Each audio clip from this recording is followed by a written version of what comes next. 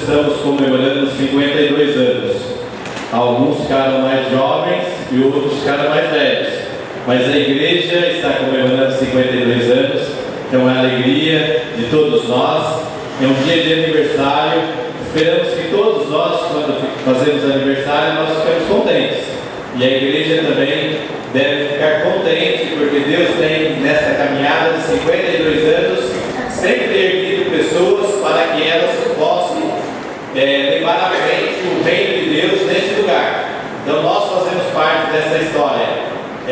Nós, para dizer melhor da história, nós convidamos também o pastor que mais acompanhou a igreja nesses 52 anos, que é o reverendo Hilder, que durante 22 anos ele esteve aqui como pastor, e mais 4 como seminarista e estudante. Então o reverendo Hilder tem mais 25 anos, exatamente 26, que é metade, né? Convivendo com os nossos irmãos aqui. Então nós agradecemos a Deus pela presença do reverendo Hilder e queremos desejar a ele que Deus sempre abençoe o seu caminho, as suas palavras, e que Deus possa mais uma vez inspirá-lo para trazer a mensagem aos nossos corações. Deus abençoe.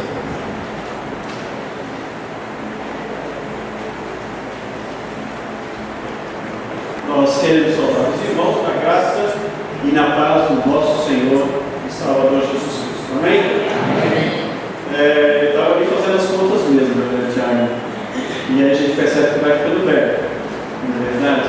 E na época vocês recebiam crianças aqui para trabalhar. Mas eu era apenas mesmo um garoto chegando de Minas, lá de Jequitibá. E fui assim de uma forma muito amável, acolhida aqui no meio dos irmãos, há 26 anos atrás. E eu me lembro muito assustado com tudo que eu via em São Paulo. Nós morávamos eu, o Erasmo e o Júlio, meu irmão, lá no centro. Depois moramos um tempo na casa do tio Hilberto, na pracinha, quando existia ainda ali aquela pracinha, no comecinho da Anchieta. Moramos na Bom Pastor, perto do museu, lá no prédio da Ivoninha, né? E ela cuidava muito bem da gente, assim como muitas irmãs queridas aqui que não posso esquecer e que cuidaram de nós, longe de casa, longe dos pais, longe de uma boa comida, e sempre as irmãs preparavam. Me lembro quantas vezes levávamos embalagens para a semana, que as irmãs, de uma forma muito amável, não só levavam a gente para comer no fim de semana, juntos, com a família, mas muitas vezes providenciavam para que a gente levasse durante a semana algo para passar a semana. Isso não ia ser na base da esfirra, do cachorro quente, era um desastre. Então a gente gostava de estar aqui com os irmãos também. E nós nos alegramos porque vocês fazem parte da nossa história, da nossa vida e do nosso pastorado de uma forma especial. Foi a igreja que nós mais tempo pudemos pastorear. E a igreja está no nosso coração de uma forma inapagável, pela graça, pelo amor e pela bondade do Senhor nosso Deus. Então eu tenho muita alegria, e eu fiquei pensando, falei com o grande Tiago também, onde ele estava com a cabeça, porque há 2 semanas eu estava aqui, e aí de repente estou de novo. E aí eu começo a ficar apegado demais. E aí eu falo, como é que fazemos? Porque o coração está aqui. E a alegria de ver os irmãos, de estar neste lugar, e de ver aquilo que Deus fez e tem feito aqui, muito, muito alegre no nosso coração. Então, nossa gratidão a Deus pela vida tão querida, preciosa dos irmãos que são a igreja neste lugar. Eu gostaria de compartilhar um versículo apenas da palavra, segundo o Evangelho de Lucas, no capítulo 8, verso 40, está aí, se vocês conseguem ler daí, mas é Evangelho de Lucas, capítulo 8, apenas o versículo de número 40. E nós vamos ler todos juntos, em voz bem alta, e vamos fazer a leitura da palavra de Deus nesse momento. Você pode ler comigo? Ao regressar Jesus, a multidão o recebeu com alegria, porque todos estavam esperando. Vamos ler novamente? Ao regressar Jesus, a multidão o recebeu com alegria, porque todos estavam esperando.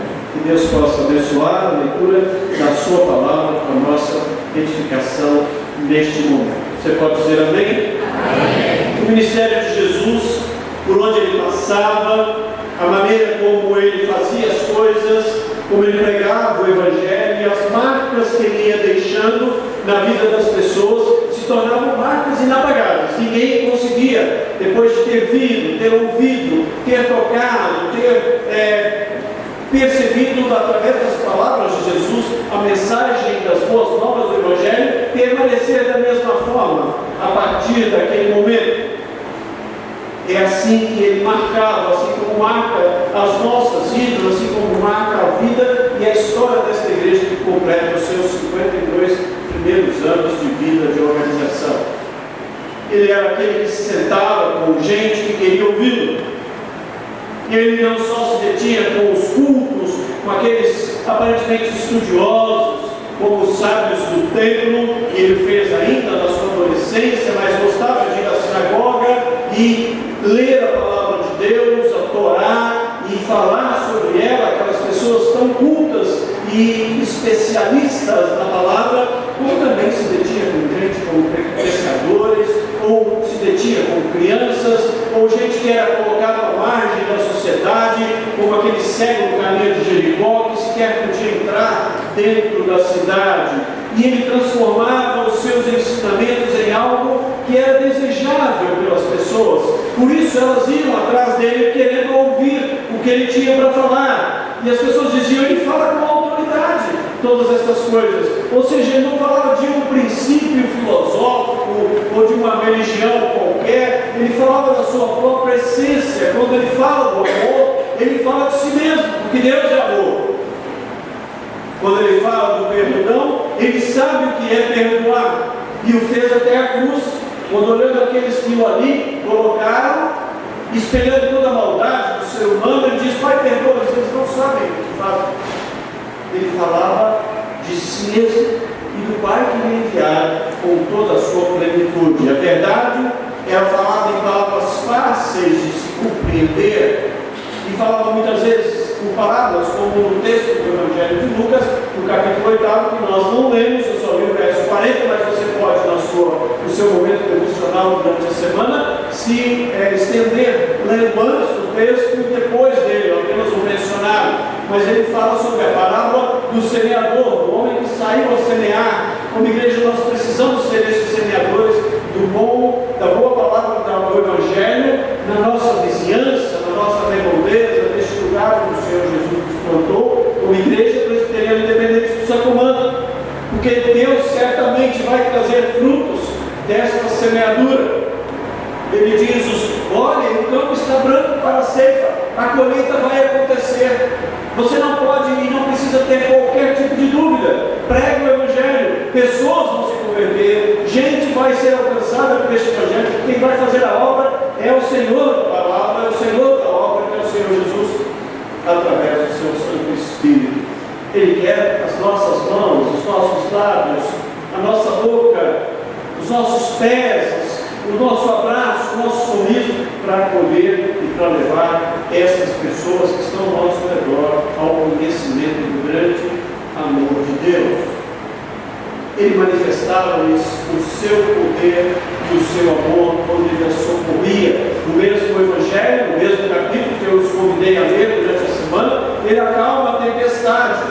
Eu tive o privilégio, há uns anos atrás, de visitar Israel. E foi uma viagem para mim transformadora. Eu tinha esse desejo desde a adolescência, e Deus não se esquece. Se você pensa que Deus esquece os seus sonhos, Ele nunca os esquece. Eu já havia esquecido desse sonho que eu tinha de visitar Israel, de um dia conhecer a Terra Santa, e Deus não se esqueceu. E um dia eu estava na igreja, sentado lá no meu escritório, e ele tocou o telefone, a pessoa passou a ligação, e era uma agência. E ela disse: olha, nós estamos organizando uma viagem para Israel, e tem algumas pessoas da sua igreja que vieram aqui procurar, e a gente queria convidar você para que você fosse o líder, que pudesse fazer as devocionais, baseado nos textos bíblicos, nos lugares onde eles aconteceram. Eu disse: mas eu não estive lá. Ele disse: não, mas eu vou dizer para você os lugares, você procura na Bíblia e você prepara. E eu não acreditava. Eu falei: mas quanto vai custar isso? Não, para você não vai custar nada, porque você vai trabalhar. Eu falei: mas que santo trabalho é esse?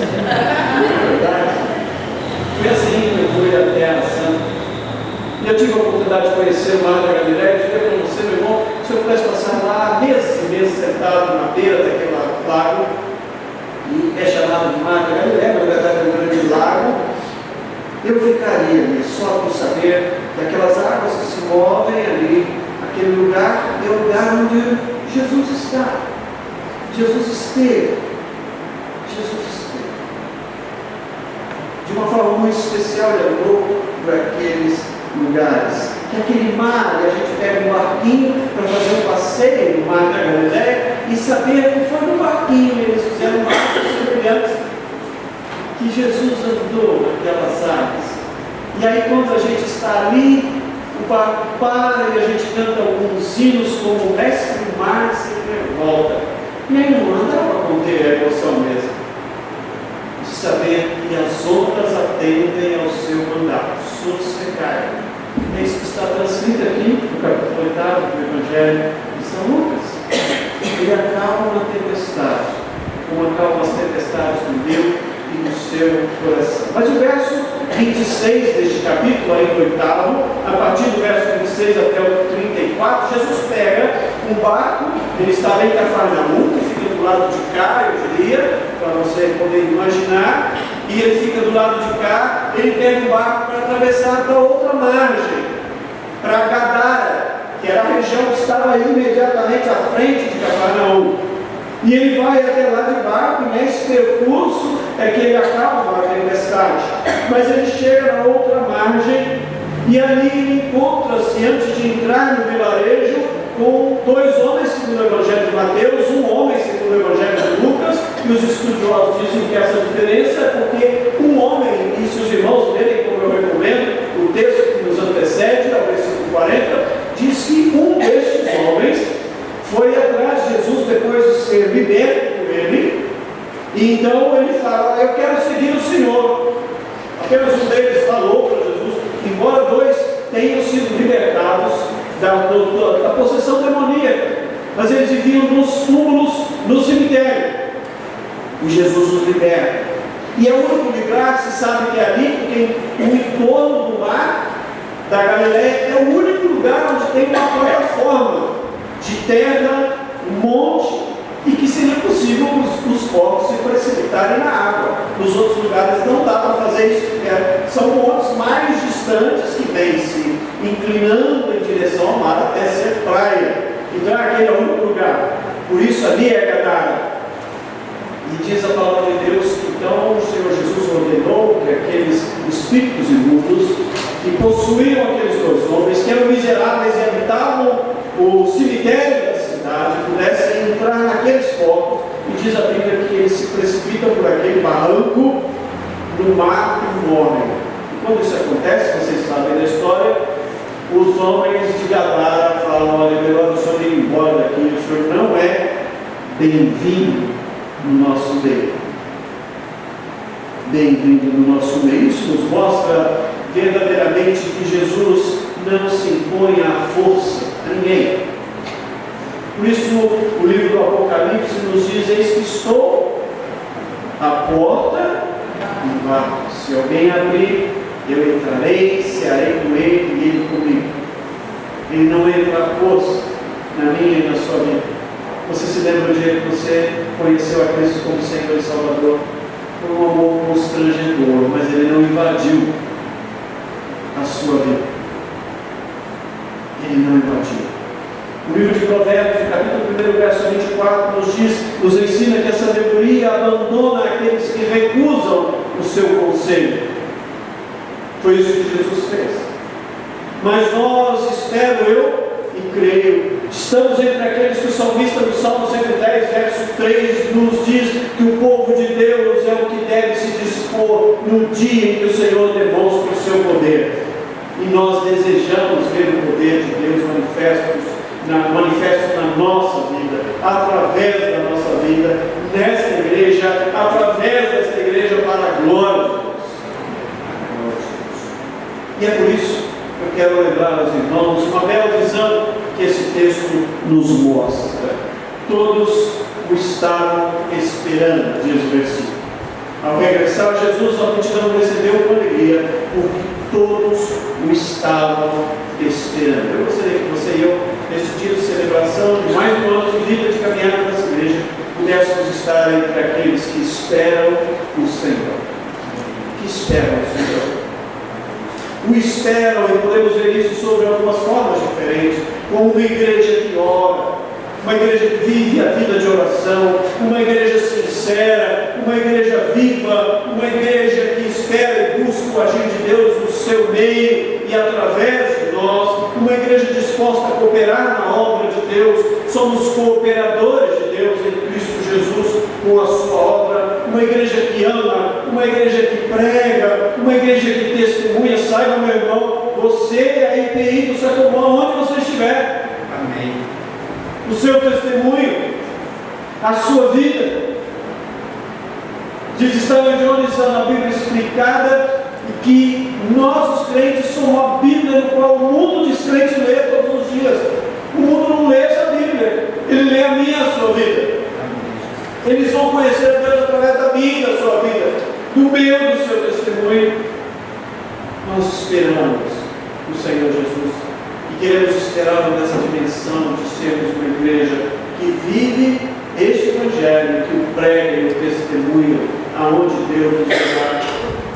Também ser uma igreja onde um pecador se acha em busca de salvação, suspirando pela misericórdia de Deus, examinando e estudando as Escrituras Sagradas, ouvindo a palavra boa, a palavra da pregação, interessado em aprender e crescer na sua fé, indagando dos outros crentes e irmãos em Cristo sobre a vida com o Senhor Jesus, orando constantemente desse modo, esperando por Ele.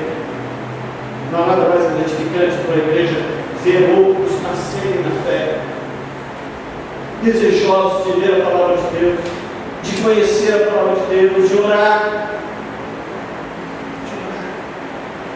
Mas também podemos ver este esperar de Deus numa dimensão como um cristão que parte dessa vida para a eternidade, ansiando pelo lar, dizendo como Jacó em Gênesis 49, verso 18: a tua salvação eu espero, ó meu Deus.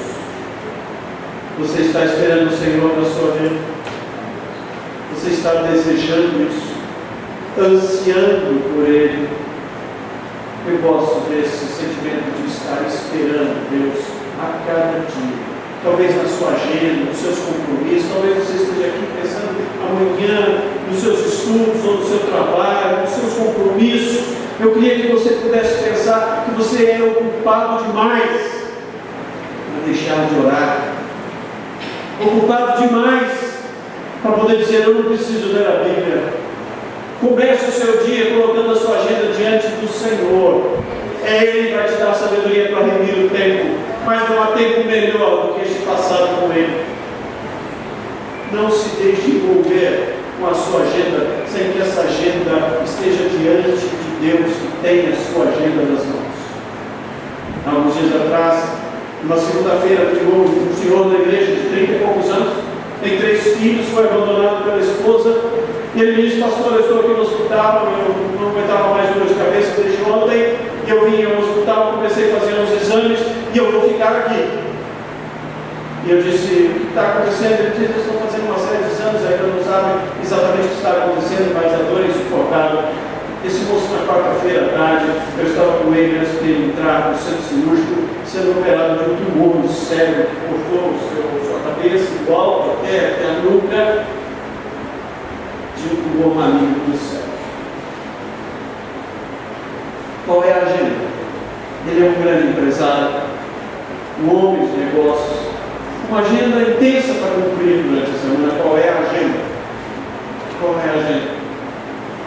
E ele me dizia: eu quero que a minha agenda seja a agenda do Senhor Deus para a minha vida. Apenas isso. Apenas isso. Eu quero esperar que Deus seja o meu Deus de amanhã, de segunda-feira, na minha terça, na minha quarta. Eu quero esperar Deus agir na minha vida a cada momento e colocar tudo diante dele.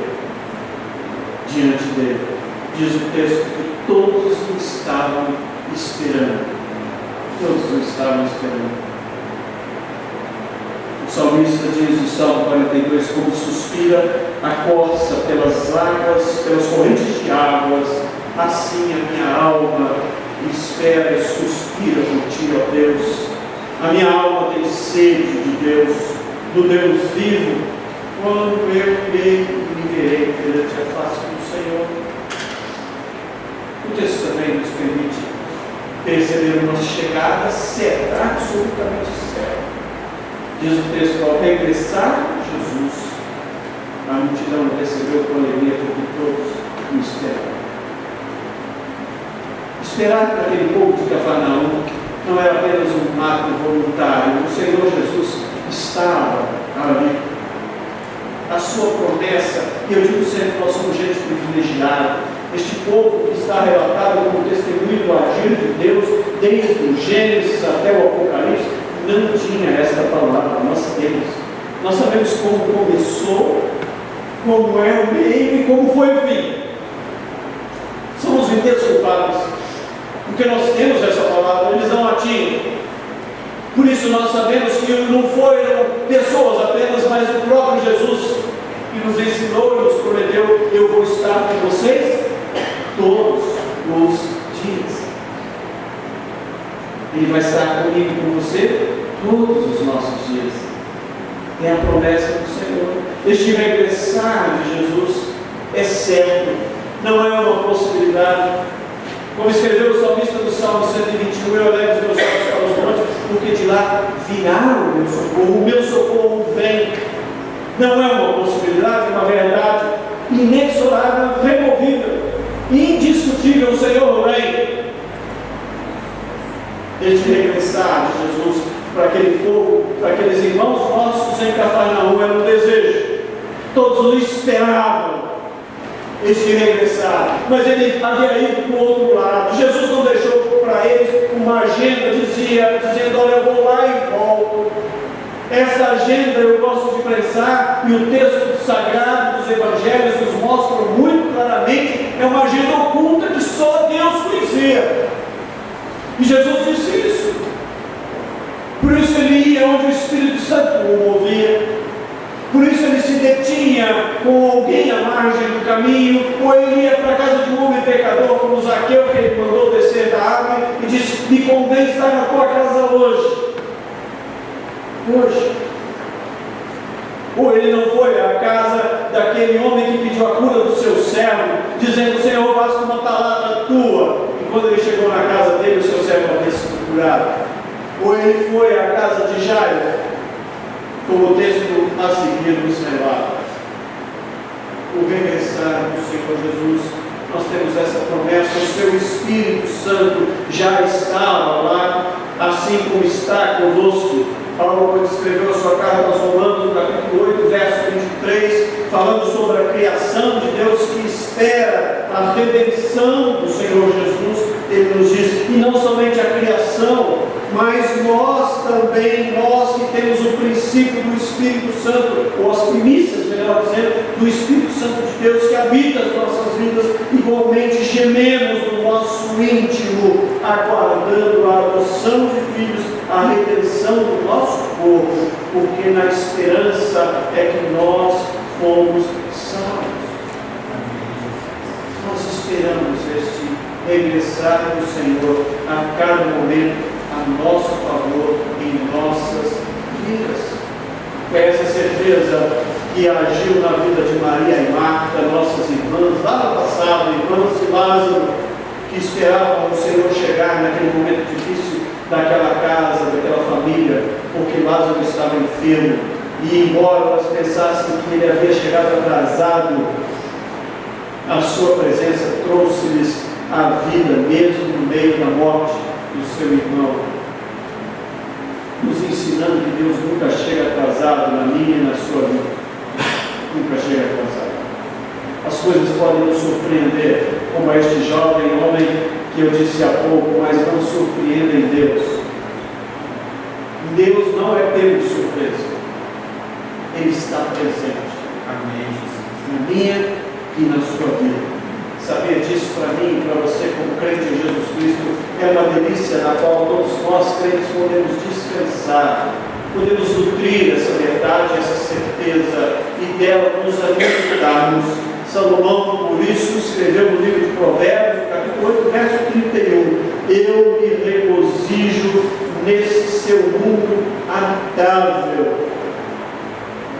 e acho as minhas delícias com os filhos do Senhor Deus. Eu diria, e você sabe disso, que esse mundo só é habitável porque o Senhor está. Se Ele não estivesse, esse mundo não seria habitável. E eu acho essas delícias no meio do povo de Deus. Porque nós cremos. Porque nós podemos nos alegrar nisso.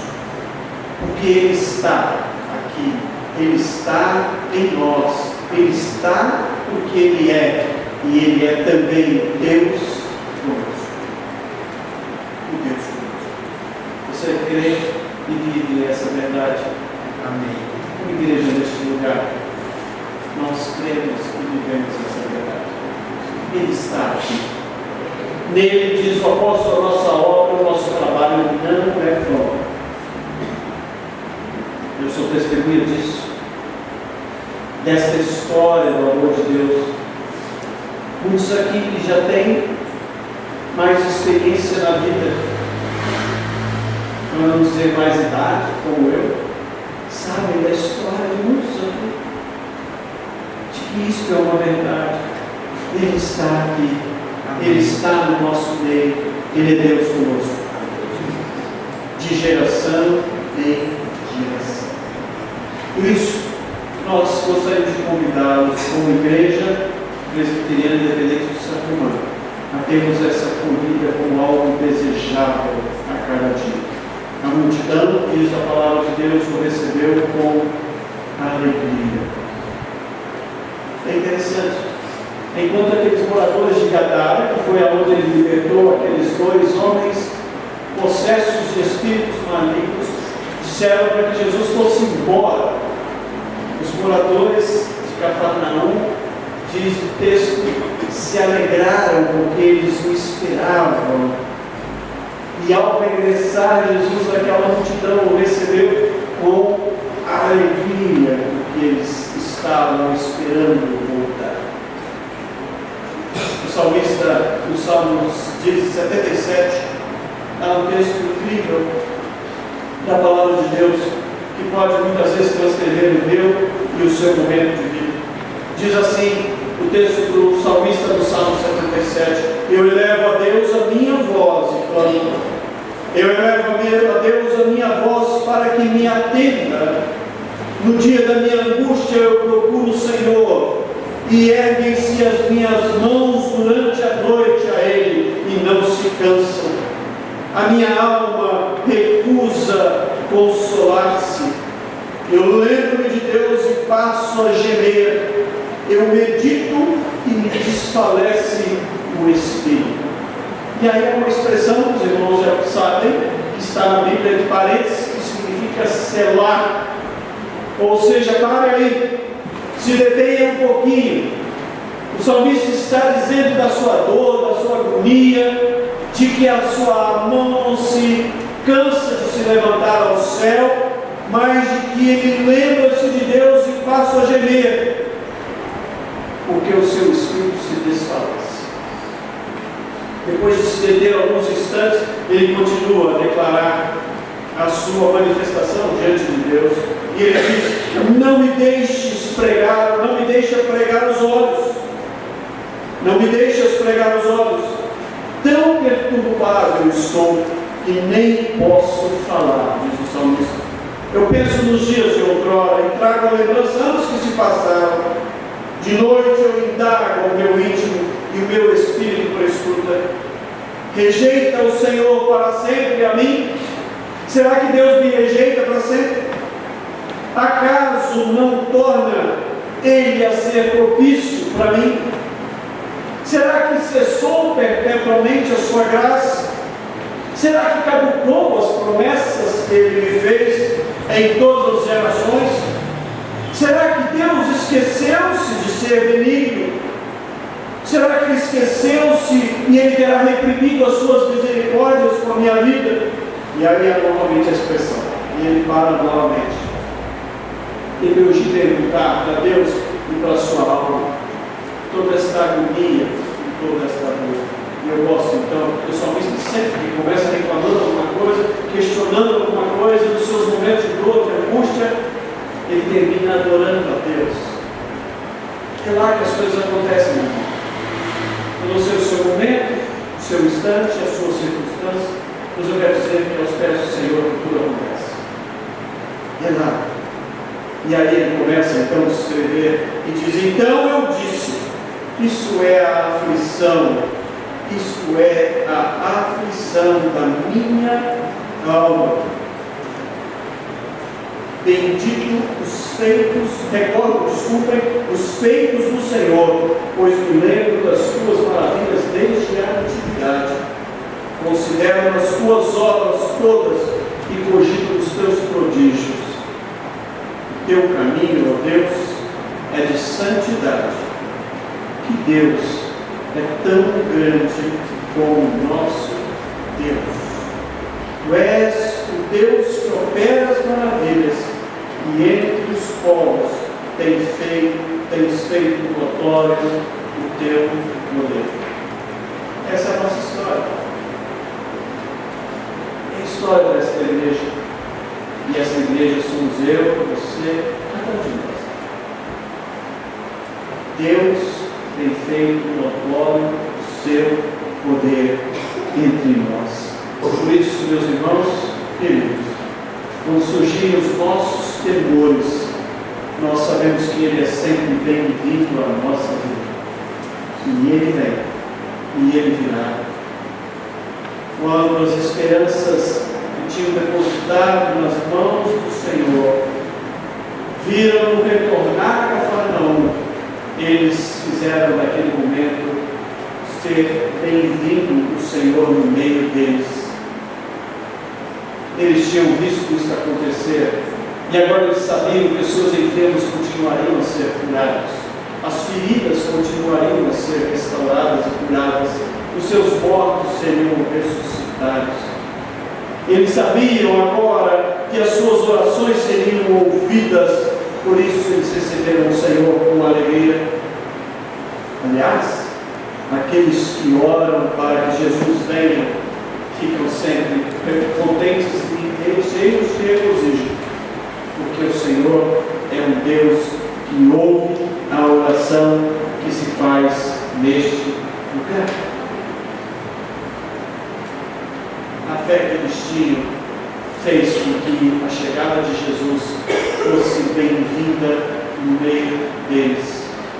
É por isso que o versículo seguinte diz que um homem importante na sinagoga, chamado Jairo, foi correndo na direção de Jesus para dizer: minha filha adolescente está enferma à morte, e pediu para que ele a curasse.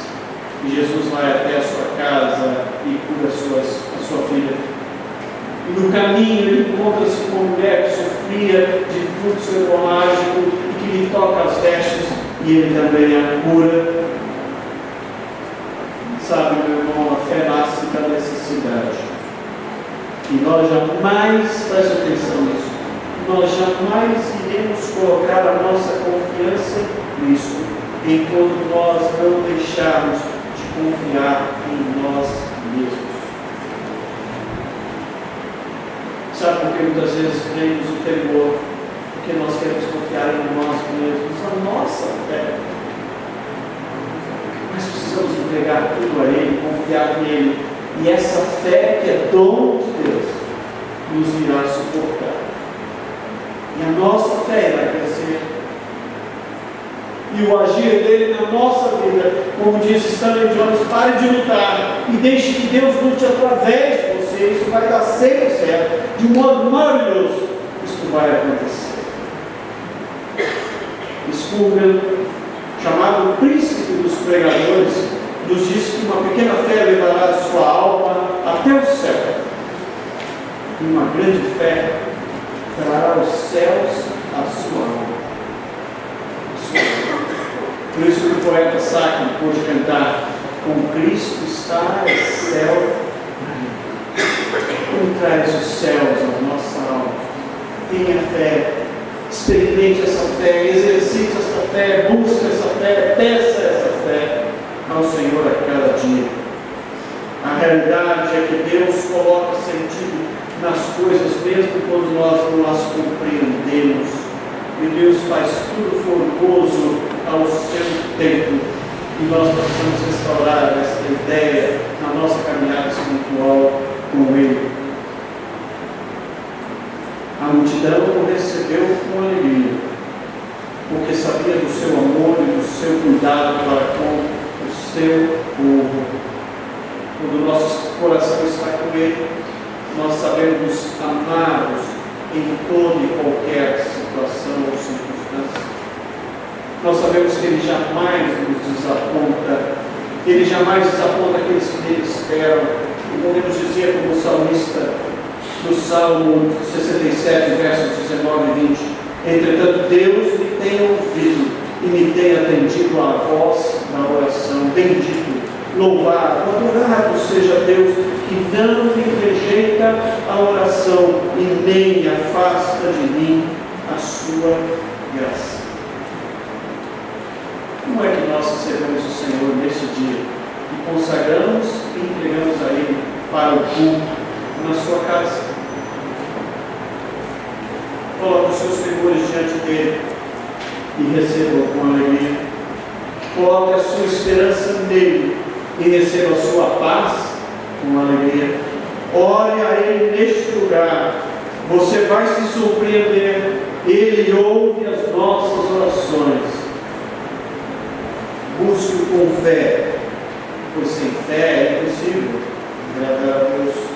Creia no seu amor e cuidado, jamais o deixarão desapontado. A semelhança daqueles homens de Cafarnaum naquele dia, não se pode dizer que uma congregação reunida recebe o Senhor com alegria, a menos que nós estejamos aqui. Por isso, isso requer, melhor dizendo, presença. Por isso nós vamos estar presentes na casa do Senhor. Você já teve aquela sensação de que seria muito bom, você veio à igreja e você fica com aquela sensação de que seria muito bom se outros tivessem experimentado a bênção que nós experimentamos estando aqui? Não é aquela questão de dizer assim, depois de ouvir o sermão: ah, se meu marido estivesse aqui, precisava ouvir isso. Ah, se minha esposa estivesse aqui, eu precisava ouvir isso. Ah, se meu filho. Que bom que eu estou aqui. Que bom que outros estivessem aqui. E esses outros, se você se lembra, você ora com eles para que Deus faça a obra que Ele quiser fazer na vida do outro, não a que você quer fazer. E que Ele comece, como nós cantamos há pouco, fazendo a obra que Ele quiser na nossa vida. A que Ele quiser na nossa vida. Mas é preciso estar presente. É comunhão. Porque é a comunhão do povo de Deus que tem nisso a sua obra visível.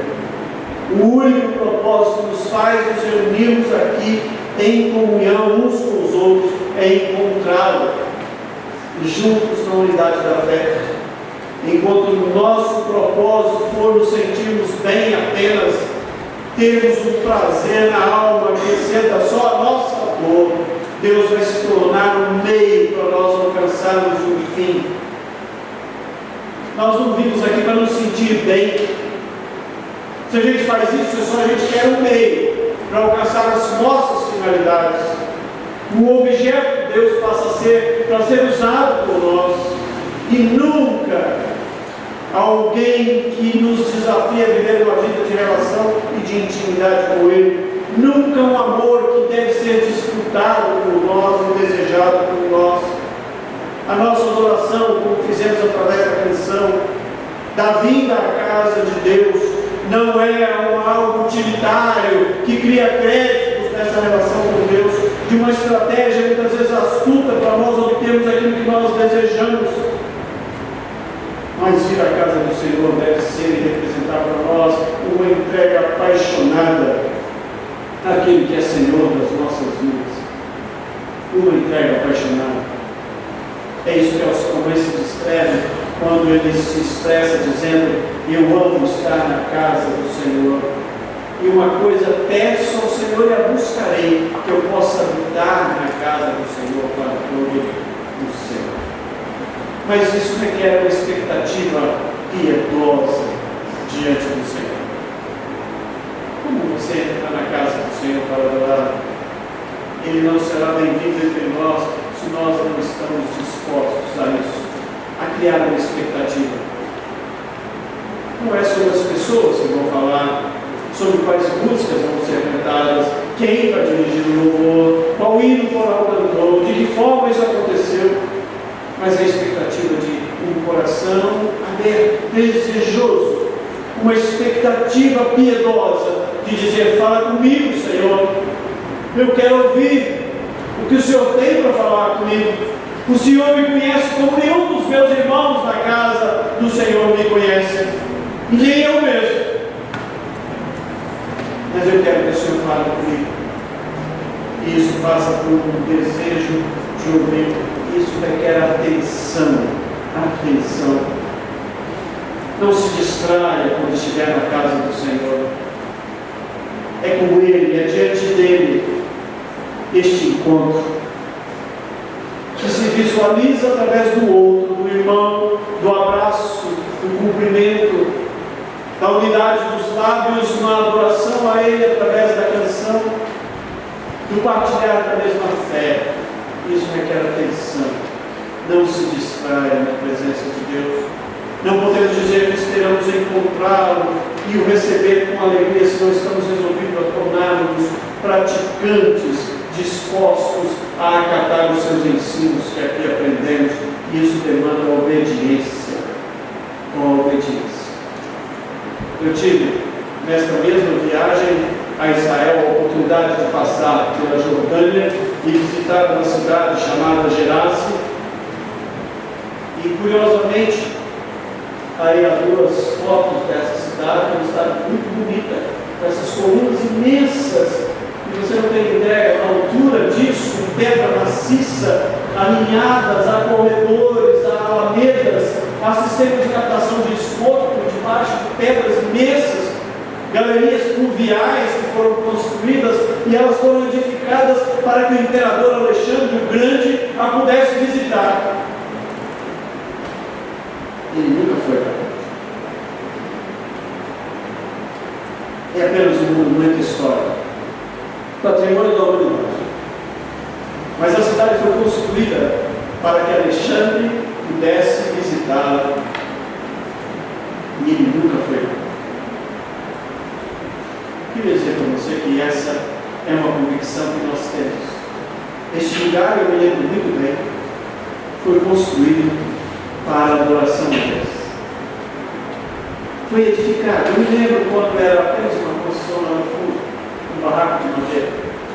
Aqui à frente, nesse lugar à esquerda, tinha uma casa, Dona Sebastiana morava aqui, lembra dele? Na Nova Bastiana.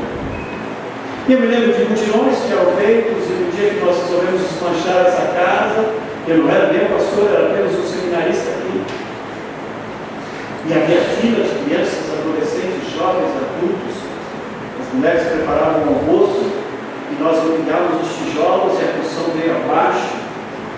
Eu me lembro depois de quando as paredes foram erguidas e nós o fizemos, todos, a Igreja do Senhor Jesus.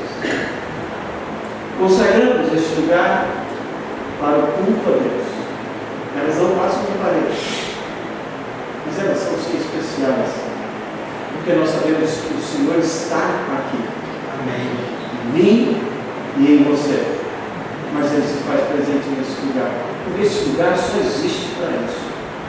Para que o nome do Senhor Jesus seja pregado.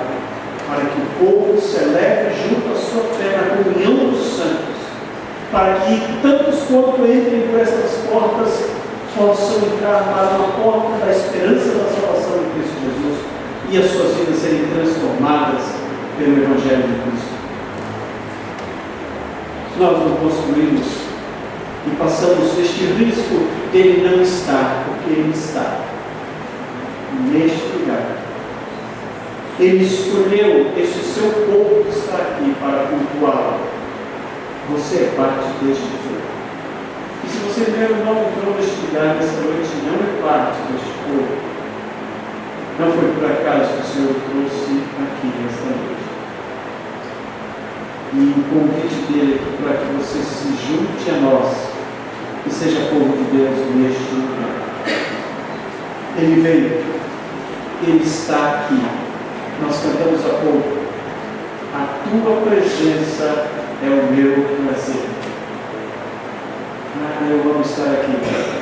Rever amigos e irmãos tão queridos. Mas eu amo estar aqui porque eu sei que Ele está aqui conosco, neste lugar. Você está esperando o Senhor Deus na sua vida. Você não está desejando e ansiando por Ele. Ele é porque Ele está, Ele está porque Ele é. E Ele é o Deus conosco. Eu gosto de um texto de Bill Hybels, um dos mais brilhantes homens de Deus nos nossos dias, num livro chamado O Poder de um Sussurro. Ouça Deus e tenha coragem de responder ao pergunto. E ele diz assim: aprender a ouvir o sussurro do Deus transcendente é um dos privilégios mais extraordinários da vida do cristão. E potencialmente é a dinâmica mais transformadora da vida cristã.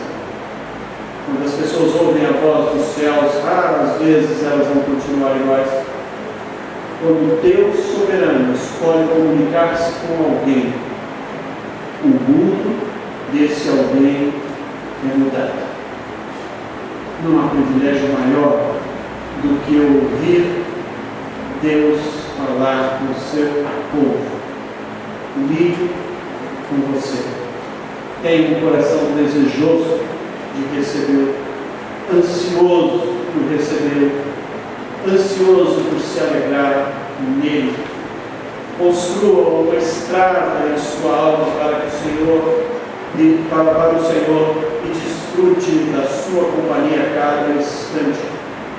Construa e desenvolva a sua fé na perspectiva de usá-la nas experiências diárias da sua vida.